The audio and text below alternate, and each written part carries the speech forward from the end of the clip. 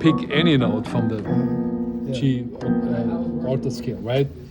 But some of them work much better. Flat 9, sharp 9 works great. This works great in certain contexts. I'm a little bit more careful with the sharp 11. This works great. These are my favorites. This, and flat 9. Often, this is such a stock movement. I can do that with the octave voicings too, right? And then in the middle, right?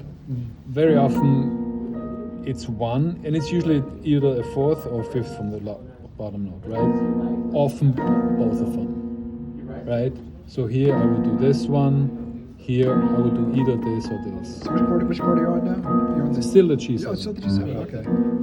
Right. So or both of them. Right? Okay. This, or you can do a little bit of melodic movement in the middle there, right? Generally, the 9 works great with all of them. Yeah. Whether it's minor, whether it's major 7, whether it's dominant, whether it's dominant altered, then it's sharp 9 or flat 9. The 9 always works. 13 always works on dominant chords, right? On minor chords, 5 works great. On major chords, 5 works great. Again, it's not the only option, right? There's other, but so just as a starting point for me. Yeah, 9 and 5. That's my starting point for octave voicings, right? Okay. Those are my most common ones. So when I'm doing like the C minor 7 to the F minor 7, I can do 5. So 5 and 9, right, on the C minor. Right.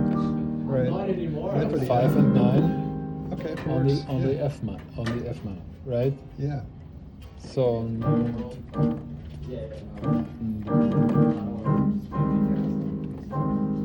On the minor 7 flat 5, I already mentioned my go-to are 11 and flat 7. 11 flat 7. Right? And I also know my combinations, right? I know my 2-5 combination, and I know, right? What's a simple concept for passing chords between some of these? Like, is there a very simple way to think about passing chords when you're comping? Well, probably the most common is a half-step approach, right? Which you can look at in 2 ways. If I go, let's say, from the D minor 7 flat 5 to G7, right? I can go, or which I can look at as a chromatic approach, or I can look at it as a 5 chord, right? It doesn't have to be all chromatic. I can go basically A flat to G7, right? A flat 7 to G7. So, right? Or C minor to F minor, G flat 7, right? C minor, G flat 7, F minor 7. That's nice. Yeah. Right? Yeah. So a half step above the target chord. And either a dominant chord, right? So C, G flat 7 to F minor, or I could play F sharp minor 7. Right? I have literally the same chord quality as the target chord. Tell me about my rhythm when I was comping. Was I doing way too many short stabs and not enough long notes, would you say? You were doing a lot of short stuff.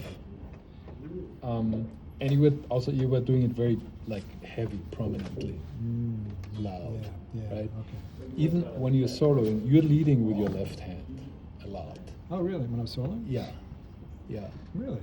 Oh, was that? I mean, like doing the chord and left hand and the solo? And that's not good. The left hand should be softer than that. The left hand is the accompaniment, right? A lot of times you're soloing and you're going.